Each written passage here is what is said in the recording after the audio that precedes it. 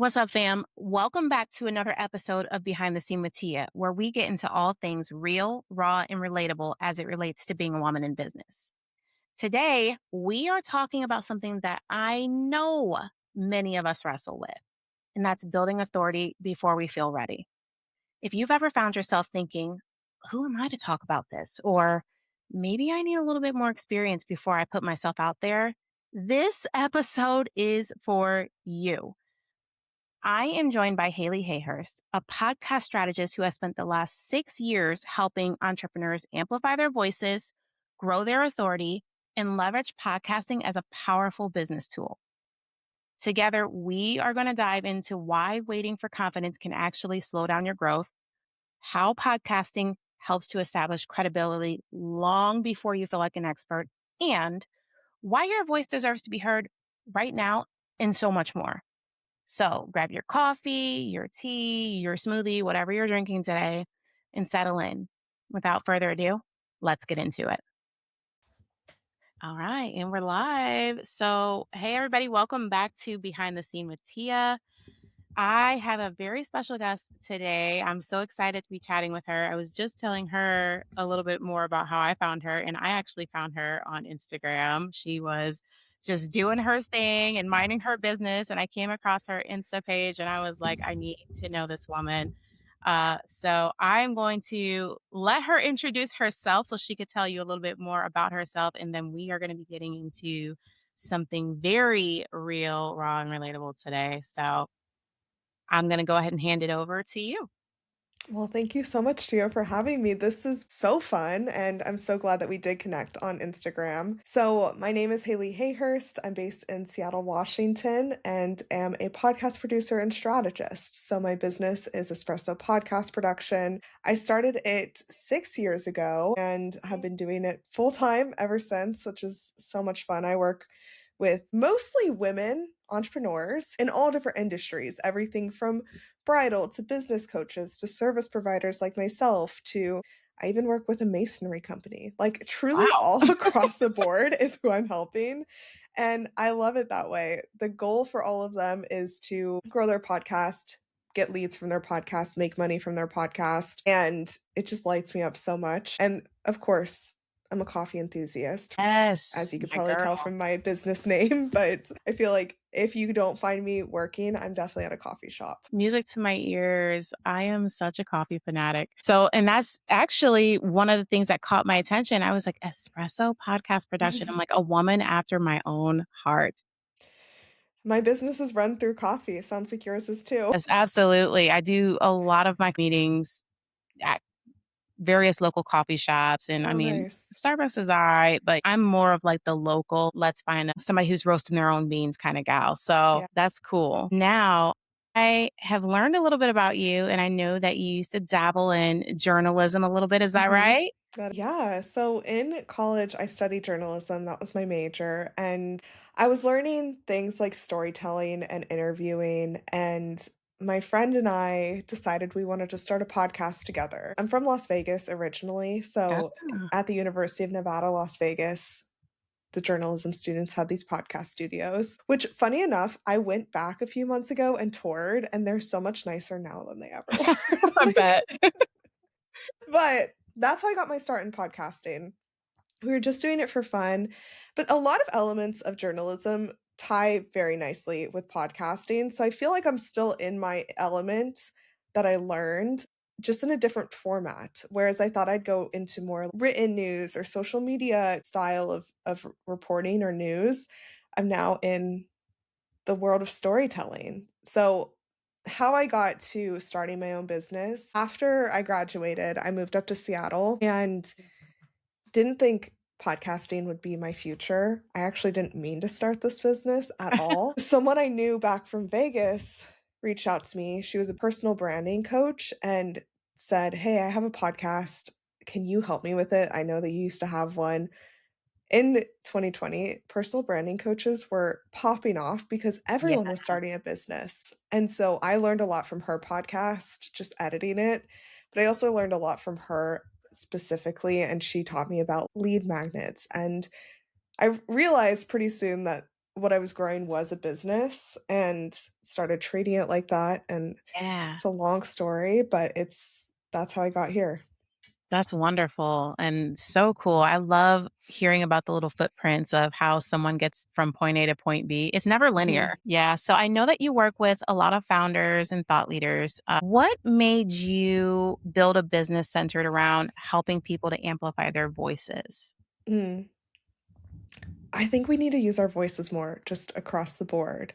I Hmm. think there's such loud voices out there that maybe I don't agree with, maybe you don't agree with, but, like, the loudest one is the one that gets heard, right? And I think Yeah. the reason I'm so passionate about it, and especially working with women, is more of us need to use our voices. Think that as women, like, we don't share our voices enough, and that's why I love helping women start podcasts because the impact is huge. My clients get people listening from all over the world. They're getting people from all different countries, all different states, and their voice is the one that they choose to listen to on the way to work, in the Yeah. car, on the way to their kids' drop off, whatever it is. Like, same with journalism. Like, you're inviting the news reporters into your front room to watch them, and with podcasting, you're inviting the podcaster in the car with you on a run. That's why I just love it so much. And I think that people are so passionate about different topics too. So it's fun to hear someone talk about their passion in the terms of podcasting. I concur. So I was telling you earlier, I started this podcast a year ago and I didn't know what I was doing. Mhm. I still kind of don't know some days, but I am in my era of just exploring all the different ways that I love to be creative. And Mhm. I've always been told I should use my voice more. And I'm finally leaning into that. And like you, I love to highlight women business owners, people that are out here doing incredible things and wanting to give them just a place and a platform to share why you're passionate, share why you're doing what you're doing, because you're going to inevitably get in front of some people who like the same things that you like Yeah. and agree with you and say, you know what? I can subscribe to that. And so I have been doing this for about a year now. I love it. It is fun. I get to talk to some of the most incredible people like yourself. You're across the United States. So it just allows us to connect in a different way. And that's what I think I really love about it. So definitely agree with you 100% on that. Yeah.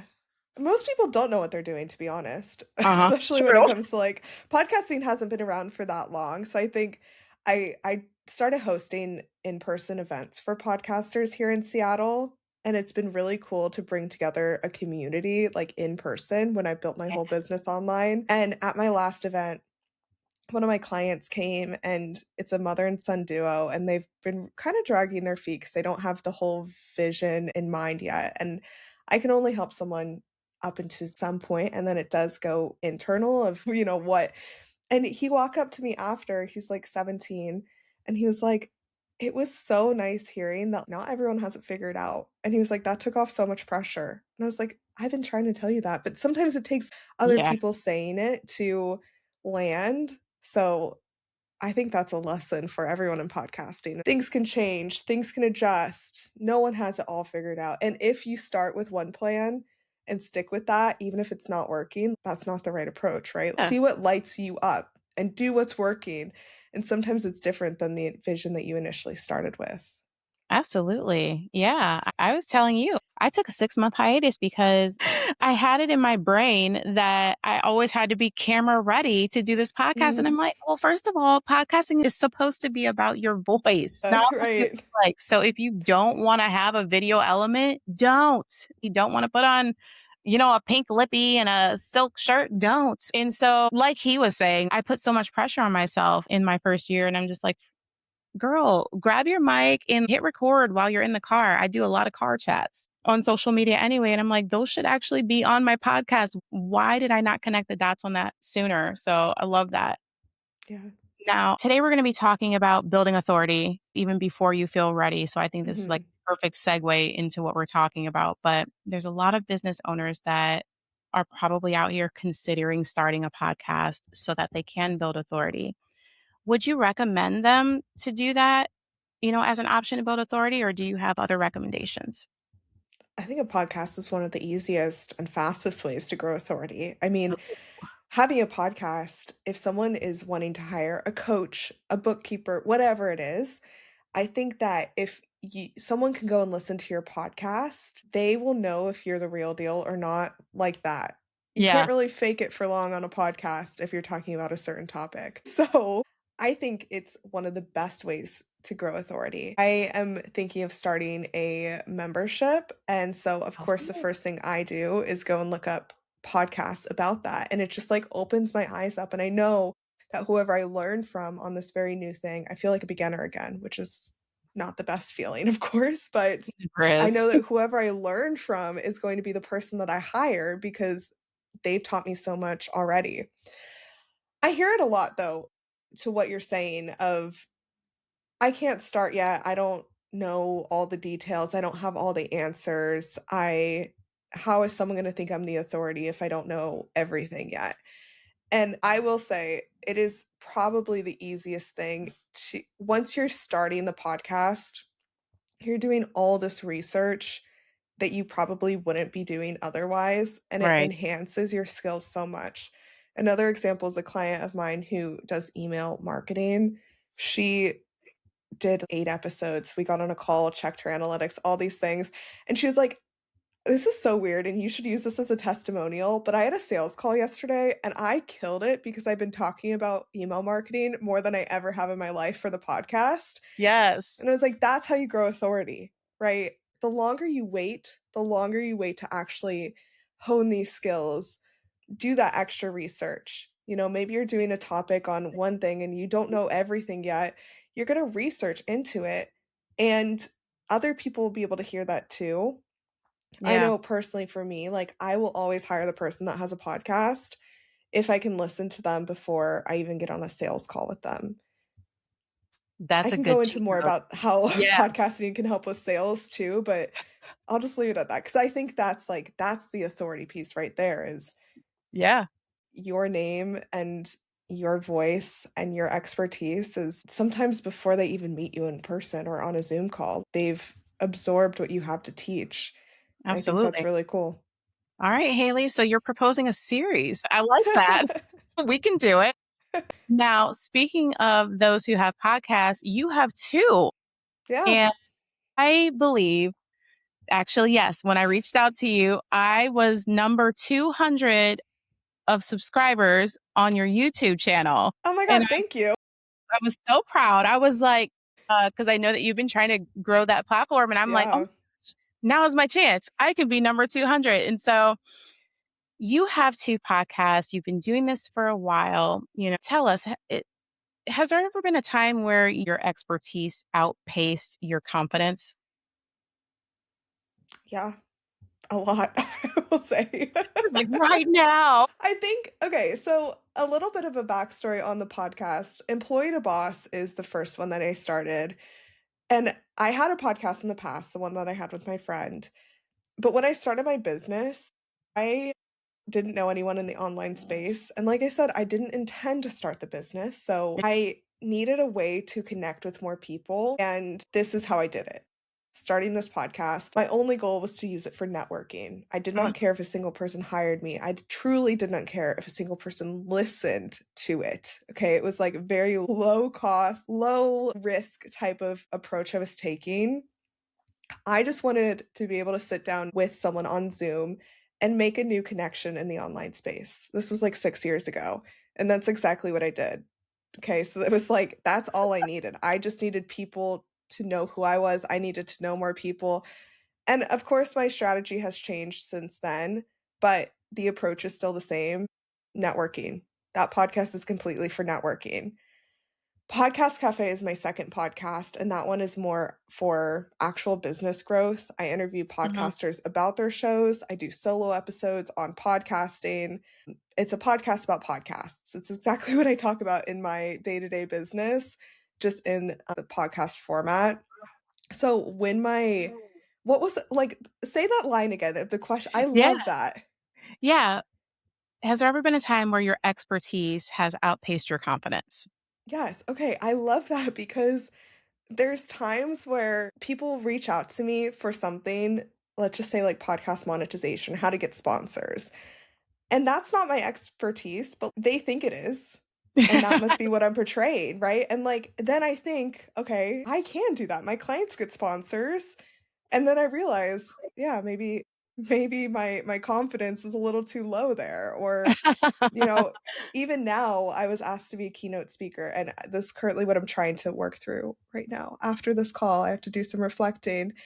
And I'm like, should I even be on a stage talking? Do I want to do that? What am I going to talk about? And that's 6 years into business, and I have 2 podcasts and hundreds of episodes, and Yeah. still I'm like, should I be on a stage talking? Would that make Oh, sense? What would I talk about? That's something I'm working through right now, like, just full transparency. I I mean, love I've worked with so many clients. It's interesting the things that come up the longer you go in business. yeah, and I love that you brought that up because it's so true. I don't know, I was like, you just never we don't get used to this, like, there's No. always going to be something that makes you take a step back and say, "Oh, like, they want me to do this?" Or, "Oh, like, should Yeah. I be doing this?" Like, there's Right. always gonna be those questions, and I know for me, I didn't use my voice for a long time because 1, I didn't like the way my voice sounded, and 2, because I'm like, "Well, what do I have to say to people? What can people learn from me?" And I had to really change my mindset on that because I do have a lot to offer. I am very passionate about a lot of different things. Mhm. Primarily right now, women in business getting out here in front of people and growing their businesses and being visible. That's what I'm currently passionate about. And there's so much that I learned along the way that I can't help but share because it's helped me. And I know that it's going to help somebody else. Yeah. So there's always going to be a time where your expertise is going to outpace your confidence because we're always learning. Yeah, yeah. I was just at a conference in Boise, Idaho a few weeks ago, and my friend had this conversation with someone when we were there about the keynote speakers and the workshop leaders. And her and I were talking after, and we were like, we could totally do this. Yep. 100%. Like, I could lead a workshop, you could do a keynote. Next year, we're pitching ourselves. And she told someone about this, and their response was, yeah, you should do it. I mean, probably 75% of this room could do it, but not 75% of the room is going to pitch on it. Right. And that made me think a lot too, because we all could learn how to do it. We all could do it, but not all of us are going to actually put the time or effort or have the confidence to put ourselves out there. So at this conference too, there's a keynote speaker. Her name is Gabby. I'll have to find her last name. She's just like this travel girly. She's so fun. And she said, "Why are you going to be the first person to tell yourself no?"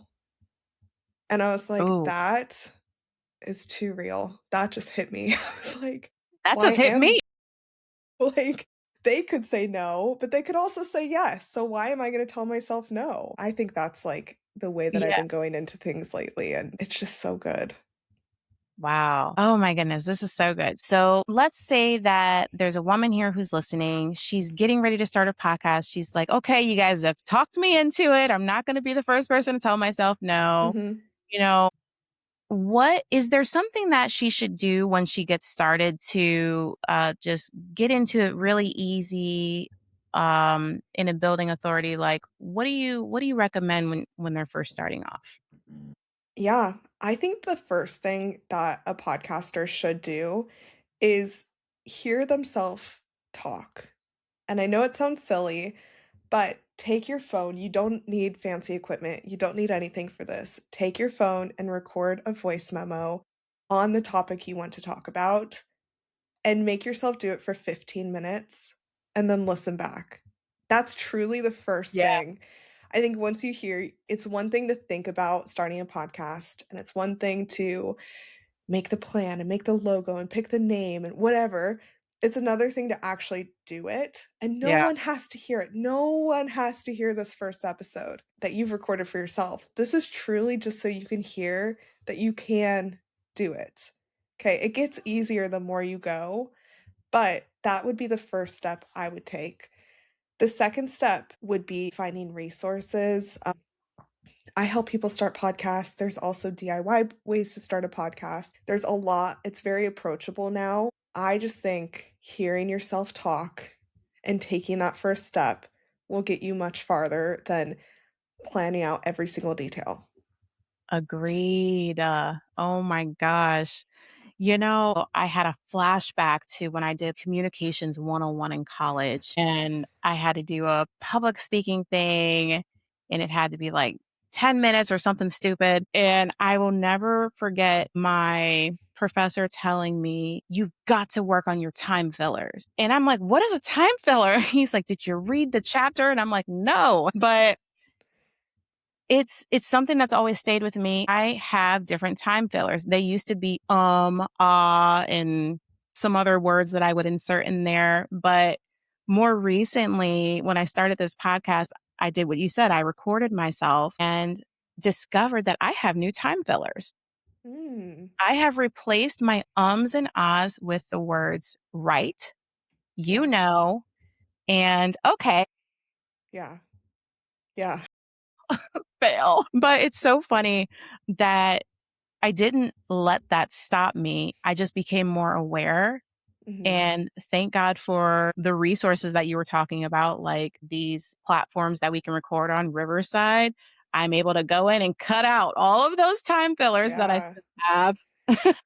Thank God for AI, right? It makes it a lot easier.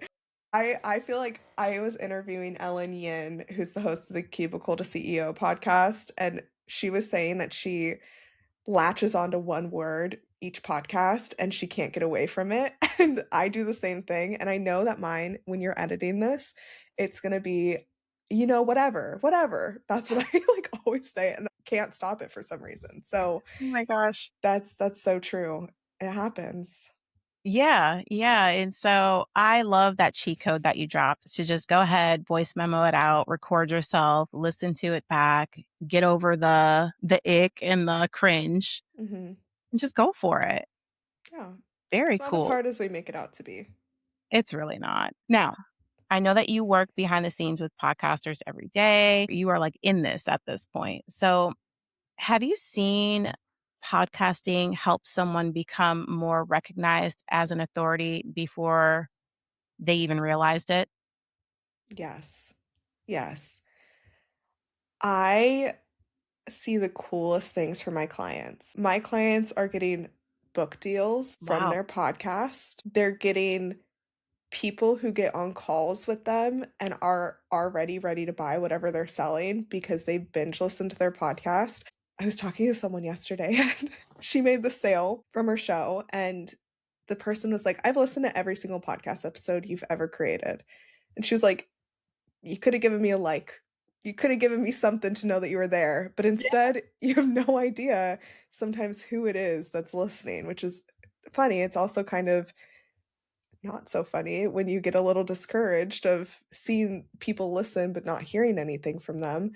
But I see the coolest things for them because people are listening. And even if you're not getting a weekly response from your listeners, it Mhm. doesn't mean that it's not landing with them. I think when my clients make their first sale from their podcast, something lights up in them that is just Yeah. so cool. And then I go to a ton of networking events, and for me, people walk up to me and be like, "I was just listening to your episode." I'm like, "That's crazy." It reminds me of back in the day when I was in college and back in the day, I don't know where that came from. Back when I was in college, I was You're dating yourself I now. know, it's like, I'm not that old. When I was in college, I would write for the college newspaper, and I was sitting at the college coffee shop, and I saw someone reading the article that I wrote for the college newspaper, That's and cool. I was like, "Oh my god, that's so cool, like, that is, like, the coolest thing."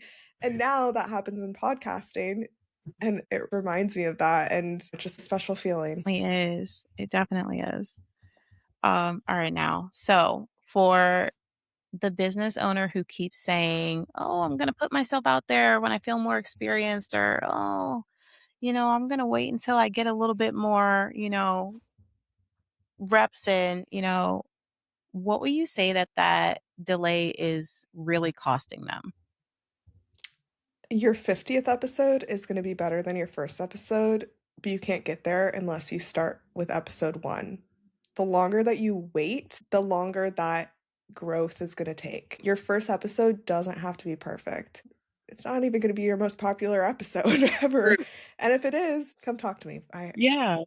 We need to Tell work us on that. tell But us your secret. right. But I think the longer you wait, the longer it's going to take you to actually perfect what you're building. I know that you see this in your business, and all of us see this in our different industries that we're in. You can't get better by thinking about it. You get better by doing it. And so if you're waiting, it's not the right action. I Yeah. say put it out there, let it be messy, let it be whatever. You can delete them later, I don't care. Can. Okay, but just put it out there because you're not going to get better if you don't do that. That is so true. I definitely agree with that. And so much so that my first podcast episode was called Just Start.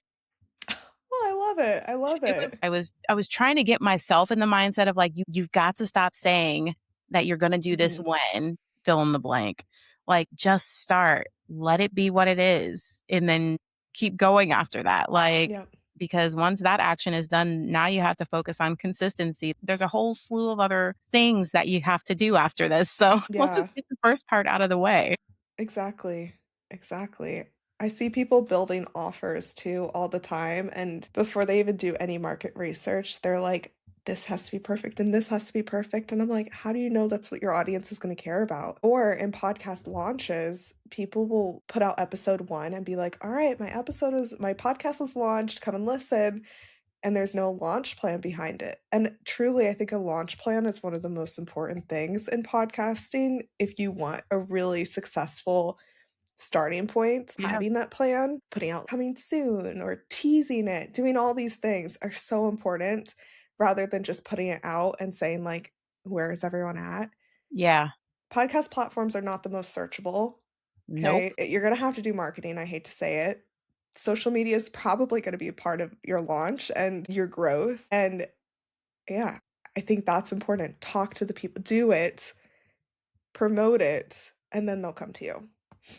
Okay, you hit on something good here. You hit on something good. So, launch plan, Mhm. because that could be like a lot of different things. What at the foundational level, what does a launch plan even look like for someone who's like, okay, but what is that? Yeah, yeah, that's a great question. So, where the questions I would ask the person launching a podcast is like, where do they have a social media following already? Do they have Mhm. an email list?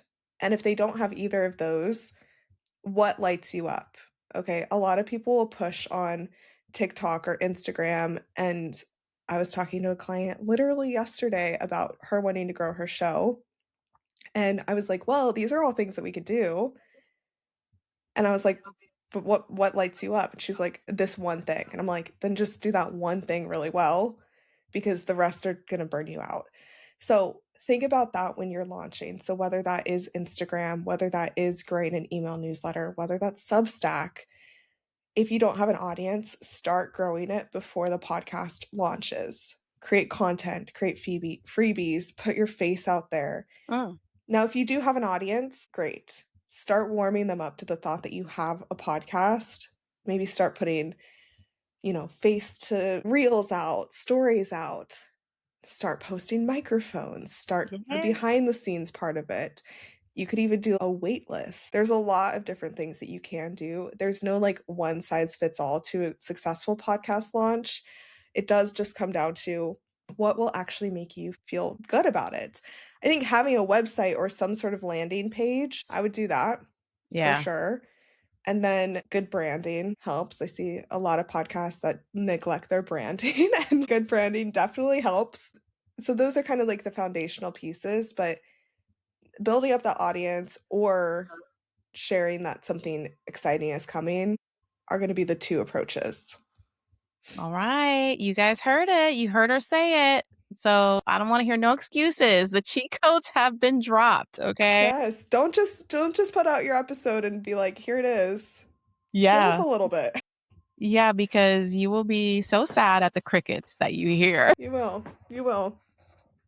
Oh my goodness. Okay. Now, last thing that I want to touch on, because I know that there's going to be the people, what? I don't have the stuff that I need. Like, what does one actually need to start recording a podcast at the Yeah. most basic level? Okay, at the most basic level, if you want a video podcast, you need your phone, and that might be it, honestly.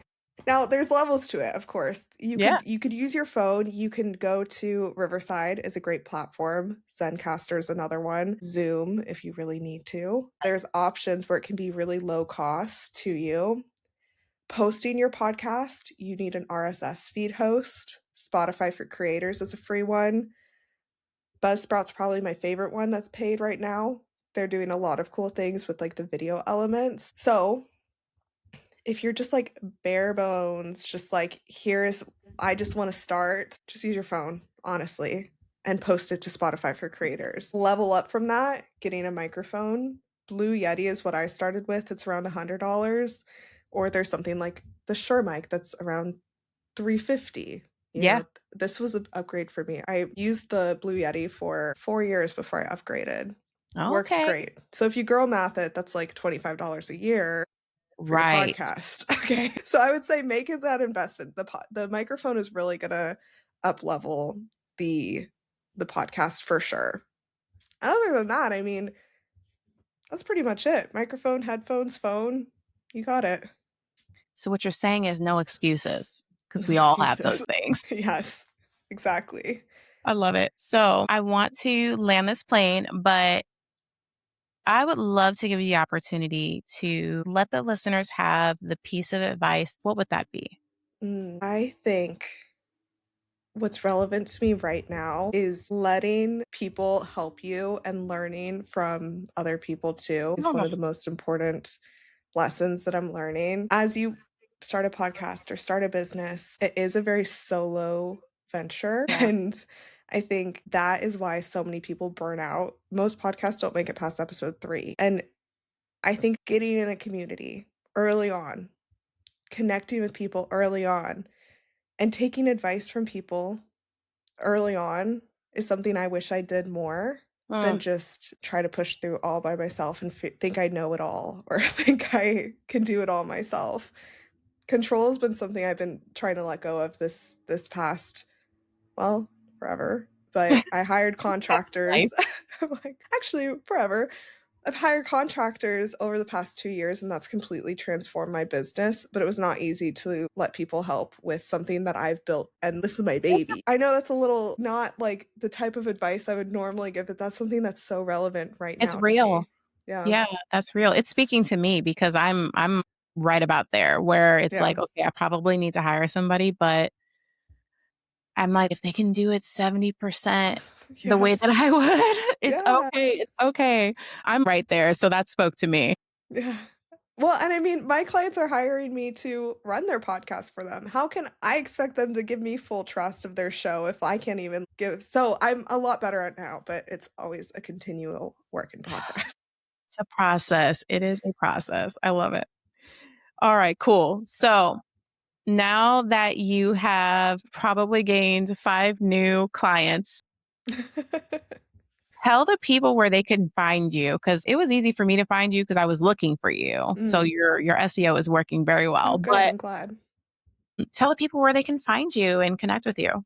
Yeah. So the best place is going to be on Instagram at Espresso Podcast Production. Um, I'm on LinkedIn, my website. But I think what was most relevant to this conversation is I have a free podcast launch checklist. So Oh, if anyone is thinking of starting a podcast, I've laid out all the steps and make it very approachable to starting a podcast. So you could get that at espressopodcastproduction.com/checklist. yeah. I will link that. I'll link it in the show Cool. notes too. Thank you. That'd be cool. All right. Awesome. And then do you have any upcoming events that you want anybody to know about?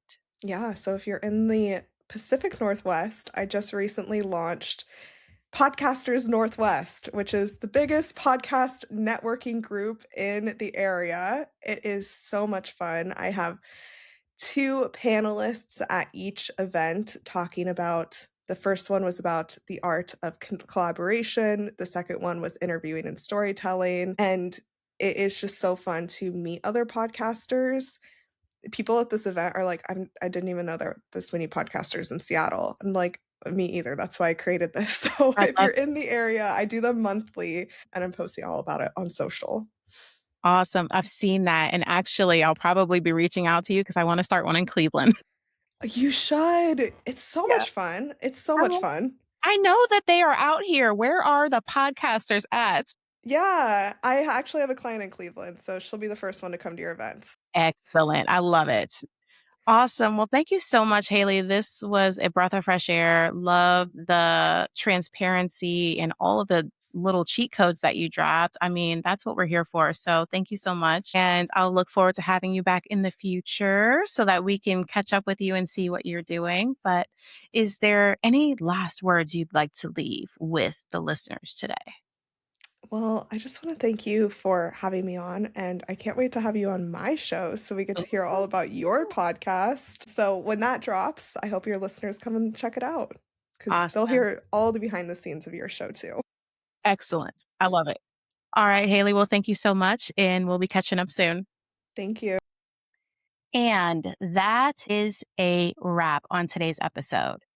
I want to give a huge thank you to Hayleigh for joining us and sharing so much wisdom, transparency, and practical advice around building authority, using your voice, and getting started before you feel completely ready. If there's one thing I hope you take away from today's conversation, it's this. You do not have to have everything figured out to begin. Confidence doesn't magically appear before you take action. And more often than not, confidence is built because you took action. So if you're considering starting a podcast, make sure you check out the resources that Hayleigh shared in today's episode, including her free podcast launch checklist. I've already linked everything that you need in the show notes. So be sure to grab those resources and connect with her online. And if this episode encouraged you, challenged you, or just made you think differently about what's possible for your business, I would love for you to do two things. First, make sure that you've subscribed to the Behind the Scene with Teah podcast so that you never miss an episode. Second, share this conversation with another woman entrepreneur who might be sitting on an idea, a message, or a dream because she's waiting to feel ready. And as always, thank you so much for spending your time with me today. I do not take it lightly, and I'm grateful to have you here. Until next time, peace and love.